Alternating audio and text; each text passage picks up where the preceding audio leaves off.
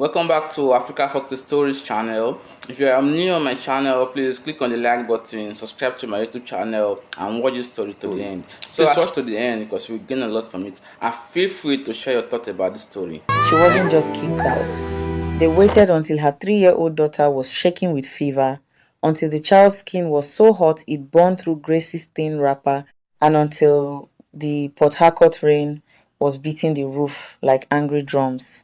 Then her mother-in-law opened the gate, threw their clothes into the mud, threw the baby's paracetamol syrup after them, and said the words that would echo in Grace's head for 20 years. "Take your bad luck and leave my son's house." Her husband stood in the doorway and watched. He didn't lift a finger, he just looked away. If this is your first time here, please like this video, subscribe to the channel so you don't miss chapter 2. Watch this story to the very end because the payoff will break you and heal you at the same time. And comment below where you're listening from right now before you tell me what you think of Grace. Grace met Daniel on a noisy bus heading to Rumola. It was 2004. Port Harcourt was booming with oil money and everyone was in a hurry. She was 22, learning tailoring from her aunt, carrying a big bag of lace samples. He was 25, handsome in a cheap ironed shirt and working as a dispatch officer for an oil servicing company. He offered her his seat. She said no. He stood the whole way just to talk to her. That was Daniel. Charming, fast-talking, full of promises. Her goal was simple, and it never changed.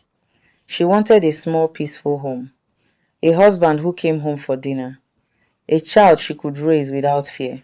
She didn't want a mansion in GRA or a car with tinted glass. She wanted safety. They dated for 11 months. He took her to church, he met her mother, and he bought her a small ring from a shop on Aba Road.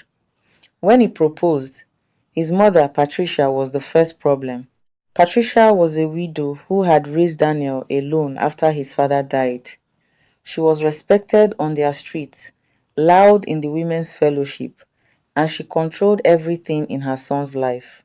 The first time Grace visited their family house, Patricia looked her up and down and said, "So you are the tailor girl."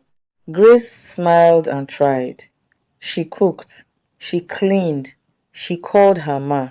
Her best friend Sarah, who sang in the choir with her, pulled her aside one Sunday and whispered, "Grace, that woman does not like you.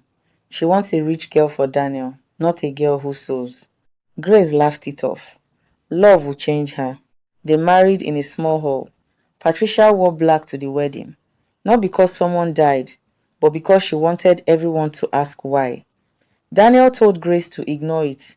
They moved into the boys' quarters behind Patricia's main house. For 2 years, it was manageable. Grace started a small sewing corner. Daniel was doing well, then Grace got pregnant. Lily was born on a Tuesday in June during a heavy downpour that flooded the streets. The nurses at the teaching hospital said she had her mother's eyes. Daniel cried when he held her. For a few months, even Patricia softened. She bought baby clothes. She carried Lily to church for dedication. Then the oil company downsized. Daniel lost his job and didn't tell anyone. He left the house every morning with a tie and came back every evening with stories about work. He started borrowing money from friends to maintain the image. He started drinking small stouts at the junction with Mr. Thomas and other men. Grace noticed the money was tight. She started sewing more nightgowns, school uniforms, and choir robes. She would pedal her old sewing machine until 2 a while Lily slept on her back.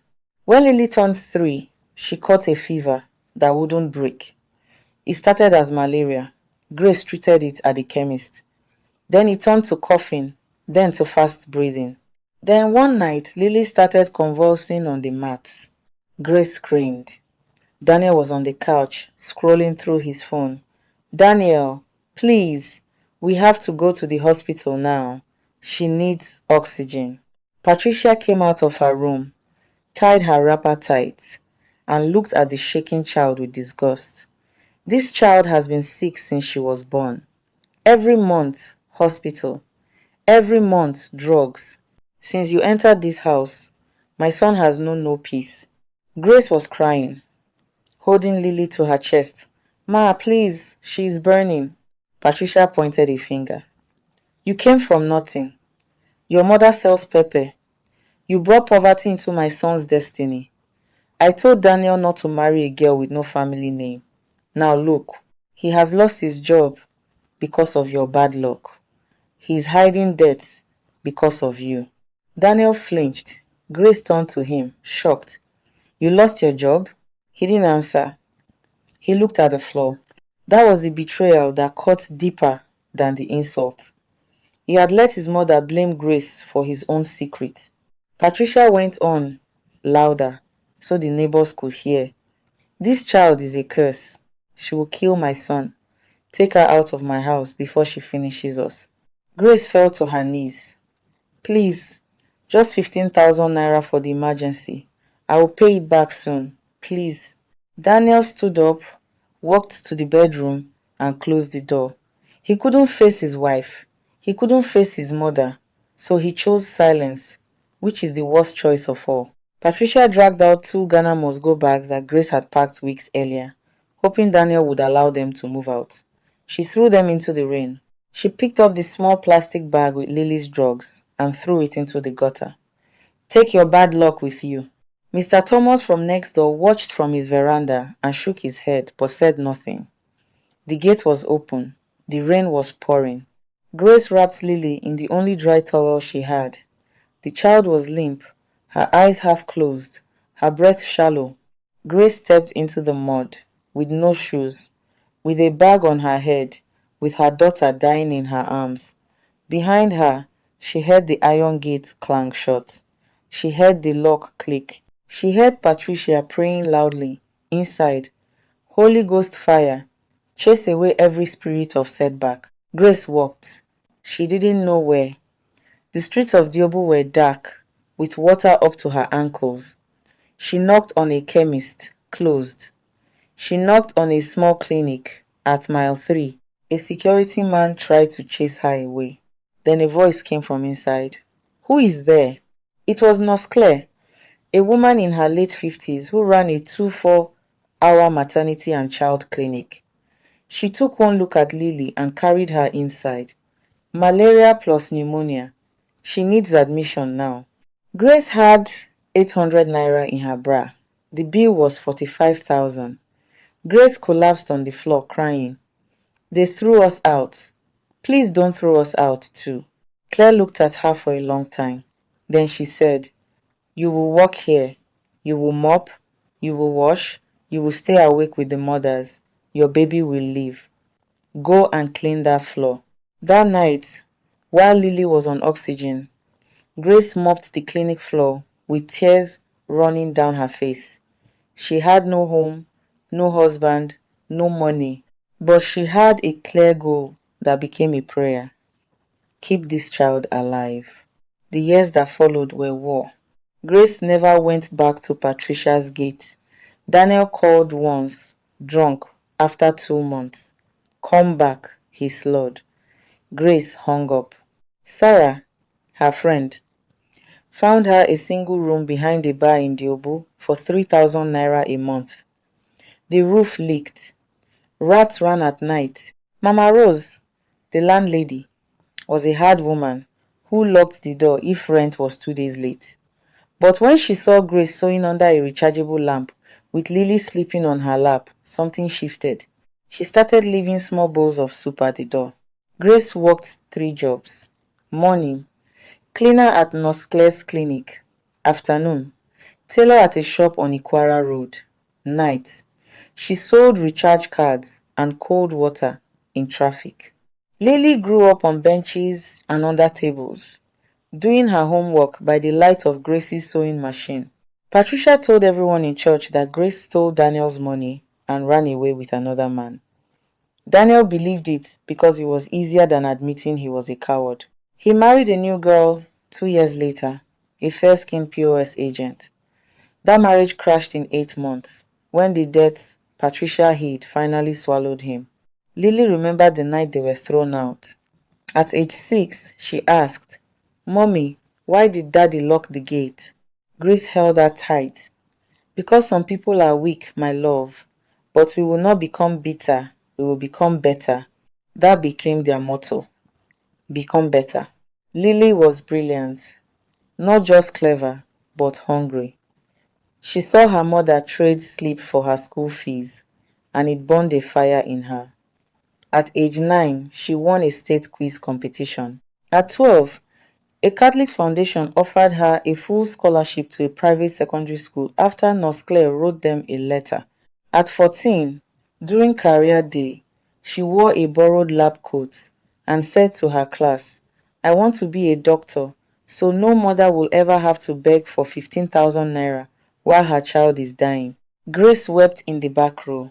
There were twists Grace didn't see coming. Daniel's business never recovered. He started driving a taxi. He developed a drinking problem.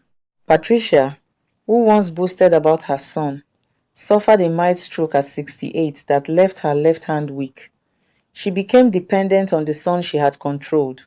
Pride kept them from asking Grace for help, and shame kept Grace from looking back. Sarah returned from the UK in 2019 and found Grace still in the same single room, now with a bigger sewing shop.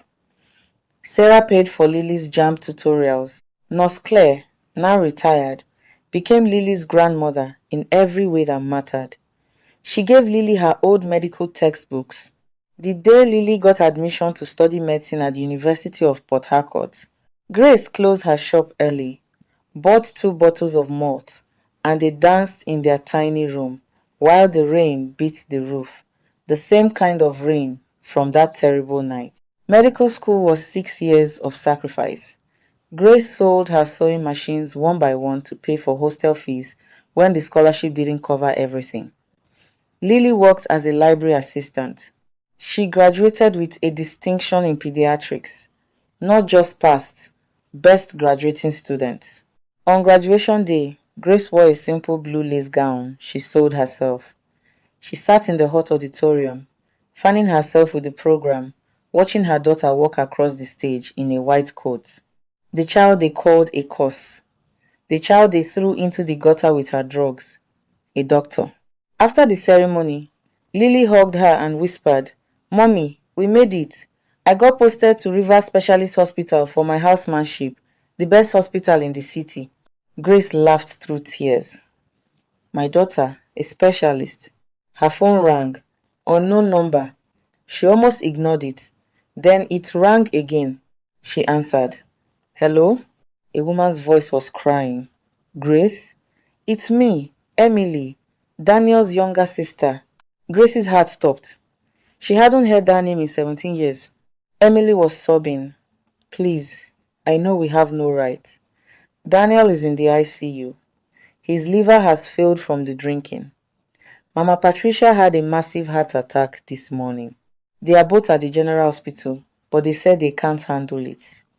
They need a 2.5 million naira deposit to transfer them to the specialist hospital, or they will die tonight. We have sold everything. Please, Grace." The noise of the graduation party faded. Grace looked up at Lily, who was still in her white coat, holding her flowers, her face glowing with the future. Lily saw her mother's expression change and mouthed, "What is it?" Grace couldn't speak. The phone was shaking in her hand. Emily's voice broke again. "They just called an ambulance. They are taking them to River Specialist Hospital now. The same hospital where they said a young female doctor is on call." Grace felt the ground tilt. 17 years of pain, of nights on a cold floor, of mopping clinics to pay for drugs, of watching her child fight for breath, all came rushing back in 1 second. The child they threw out with a fever was now wearing a white coat at the exact hospital where the 2 people who locked the gate were being rushed in to die. Lily took the phone gently from her mother's hand. "Who is it, Mommy?" Grace looked into her daughter's eyes, the eyes of the baby she carried through the rain, and whispered, "It's your father and Patricia." Lily froze. Her flowers fell to the floor. In the distance, an ambulance siren wailed through the Port Harcourt evening traffic, heading straight for her. The ambulance doors burst open at River Specialist Hospital, and the first person they wheeled in was the man who once watched his wife carry his burning child into the rain and did nothing. Lily was still wearing her graduation white coat. Under it, she still had the black dress she wore to collect her award. Her flowers were still on the floor of the university hall where her mother had dropped the phone. She had run straight to the hospital because she was on call. She was supposed to start her housemanship officially on Monday. The emergency consultant, Dr. Mark, saw her in the corridor and pulled her in. Lily, we have two critical transfers from general liver failure and acute MI. No deposit, no family money, but they won't survive another transfer. I need hands. Grace stood behind the triage desk holding her handbag tight. Emily, Daniel's younger sister, ran to her crying. They just brought them in. Lily took the charts from the paramedic. The first name stopped her heart. Patient, Daniel Johnson, age 52. Diagnosis, decompensated liver cirrhosis, hepatic encephalopathy. The second chart. Patient, Patricia Johnson, age 71. Diagnosis, ST elevation, myocardial infarction. Her hands shook. Dr. Mark noticed. You know them? Lily couldn't lie. He is my father. The whole emergency room seemed to go quiet for her. She could hear the monitor beeping, the rain starting outside again, and a memory from when she was 3 years old. Her mother's chest wet with rain and the sound of a gate locking. Grace stepped forward. She looked at her daughter in that white coat, the child she had mopped floors for, the child she had sold her sewing machines for, and she whispered, Lily, you don't have to. That was the moment. Revenge would have been easy. Walk away. Let another doctor take them. Let life punish them the way they punished a sick baby. No one would blame her. Lily looked at the doors of the resuscitation bay where they had pushed Daniel. Through the glass she could see him, yellow-skinned, thin, unconscious, an oxygen mask on his face. He looked nothing like the strong man in the photos her mother had hidden in a box. He looked small. She looked at Patricia on the next trolley. The woman who had called her a curse was now old, her mouth open, her left hand curled from the old stroke, her eyes closed. A nurse was cutting open her blouse to place ECG leads. Lily remembered Nurse Claire's voice from years ago at the Mile 3 clinic. Claire had found her crying at age 15 after a boy at school called her a bastard. Claire had said, You did not survive to become bitter, Lily. You survived to become better. Lily turned to Dr. Mark. Her voice was steady. I will take them. Grace covered her mouth and cried. For the next 40 minutes, Lily was not a daughter. She was a doctor. She gave orders clear and fast. She intubated Patricia when her breathing worsened. She pushed drugs for Daniel when his blood pressure crashed. She placed a central line while sweat ran down her back. She did not flinch when Daniel's eyes fluttered open for a second and met hers. He stared at her face, confused. Then his eyes filled. He tried to speak around the tube, but couldn't. A tear ran down his yellow cheek. He knew. Patricia could not speak at all. But when Lily leaned close to listen to her heart, the old woman's eyes opened. She saw the white coat. She saw the name tag that said D.R.L. Johnson. And she saw Gracie's eyes in her granddaughter's face. Her lips trembled. Tears poured. Grace watched from the doorway, remembering another night 17 years ago when she begged for help and no one moved. Now her daughter was moving for everyone. At 2:14 a.m., both patients were stable. Patricia was taken to the cardiac ICU. Daniel was taken to the medical ICU. Dr. Mark put a hand on Lily's shoulder. You were excellent. Go home. Lily didn't go home. She sat on the cold floor outside the ICU, her white coat stained, her shoes still dusty from graduation. Grace sat beside her and held her hand. Mommy, Lily whispered. When I saw his name, I wanted to hit him. Grace stroked her hair. I know. I wanted to remember the rain, the medicine in the gutter. I wanted to let him feel what it feels like to beg. Grace nodded, and Lily looked up, her eyes red. Then I remembered you carrying me. You didn't stop walking. If you had stopped that night to curse them, I would have died on that street. You chose my life over your pain. How can I choose pain now? Grace broke down completely. All the years of cleaning, sewing, selling water in traffic, all the shame, all the lonely nights left her body in one sob. Emily came out of the ICU with a small worn Bible. The nurses said to give this to family. She opened it and a small photograph fell out. It was Lily at age 1 on her dedication day, wearing white, sleeping on Patricia's lap. Grace stared. Emily cried harder. Mama kept this in her Bible every day. After her stroke, she changed. She would ask me to drive her to Diobu. She would sit in the car across from Mama Rosie's compound and watch you and Lily. She never came down because of shame.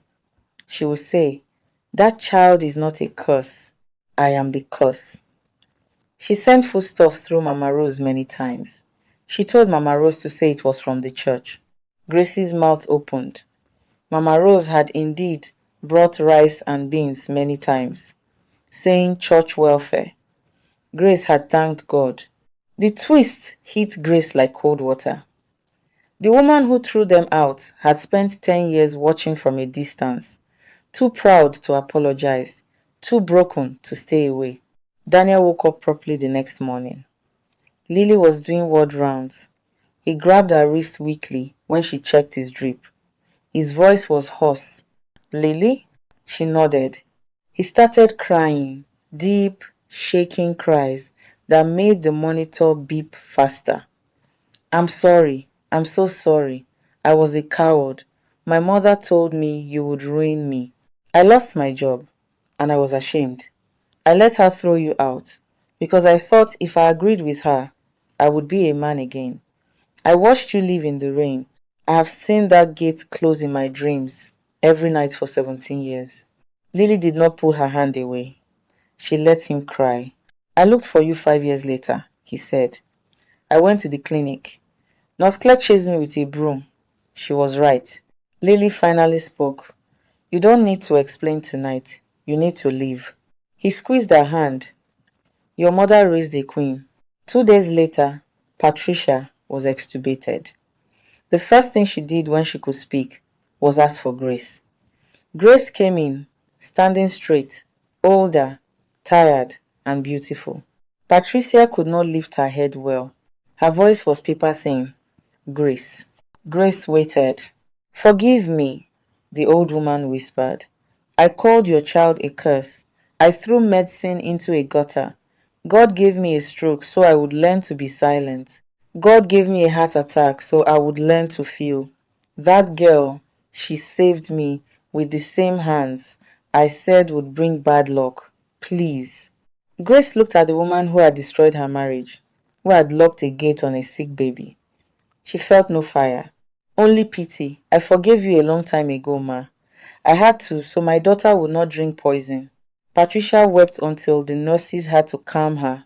The hospital bill was the next battle. The administrator came with a file. 2,800,000 naira. No insurance, no deposit. He said gently, "Dr. Lily, we need to move them by tomorrow."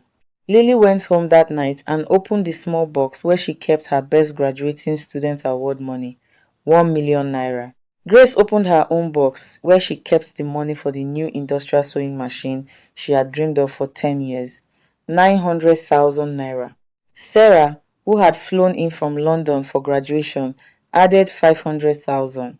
Nurse Claire brought 200,000 from her pension. Mama Rose, the former wicked landlady, brought 50,000 in a nylon bag. Emily knelt and thanked them. Lily paid the bill the next morning. She did not do it for love. She did it for freedom. She told Grace, "I don't want them to owe me. I want to be free." Daniel recovered slowly. He stopped drinking completely after the doctors told him another bottle would kill him.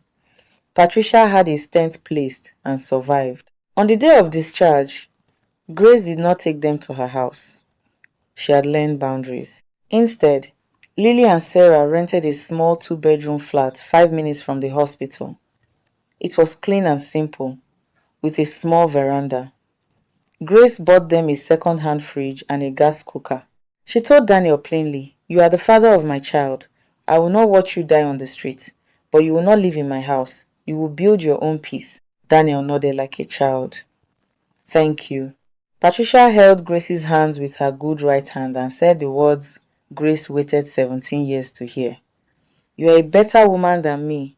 Thank you for raising my granddaughter to heal me." 1 year passed. Lily did not just work at the specialist hospital. With help from Dr. Mark and donations from people who heard her story on the radio, she opened a small free clinic in Diobo, in the same street where she grew up sleeping under a sewing machine. She named it Gracie's House. On the opening day, it rained, just like that night long ago. But this time there was a canopy, there were chairs, and there was music. Grace cut the ribbon with shaking hands. She wore the same blue lace gown she wore to graduation, mended at the sleeves. Beside her stood Lily in her white coat, stethoscope shining. Nurse Claire sat in the front row clapping. Sarah filmed everything. Mama Rose shared a puff. And in the back, holding a big umbrella over Grace so she wouldn't get wet, stood Daniel, sober, healthy, humble, and working now as a volunteer driver for the clinic. Next to him, in a wheelchair, wearing a fine wrapper, was Patricia. She was the one shouting praise the loudest. When it was Lily's turn to speak, she looked at the crowd of mothers holding babies, many of them poor, many of them scared, just like her mother once was. She said, 17 years ago, on a night like this, my mother carried me through rain with a fever. A gate was locked behind us. Medicine was thrown into a gutter. They called me bad luck. They called me a curse. But my mother kept walking. She cleaned floors to pay for my drugs. She sold water in traffic to pay my school fees. She taught me that mercy is stronger than memory. Today, I am a doctor because a woman refused to stop working. This clinic is for every Grace who is told to leave, for every child who is called a mistake. No one will be thrown out of here. The crowd stood up. Grace cried so hard, Daniel had to hold her steady. Patricia wheeled herself forward, took the microphone with her shaking hand, and said, "I was wrong. This child was never bad luck. She is the luck we did not deserve. And her mother is the grace God gave us." Lily hugged her grandmother. Then she hugged her father. Then she turned and hugged her mother the longest. That night, after everyone left, Grace and Lily locked up the clinic together. The rain had stopped. The air smelled clean. Lily said, "Mommy, are you happy?" Grace looked at the sign above the door, Gracie's house, lit by a small solar light. She thought of the gate that locked, the bags in the mud, the long walk, and the years of pain. Then she looked at her daughter, alive, whole, healing others. She smiled, a deep, peaceful smile. "My daughter, they threw us out with nothing. Look what God gave us back with interest." They walked home together under the Port Harcourt sky, mother and daughter, unbroken, unstoppable, finally home. Is the end. And feel free to share your thoughts about this story.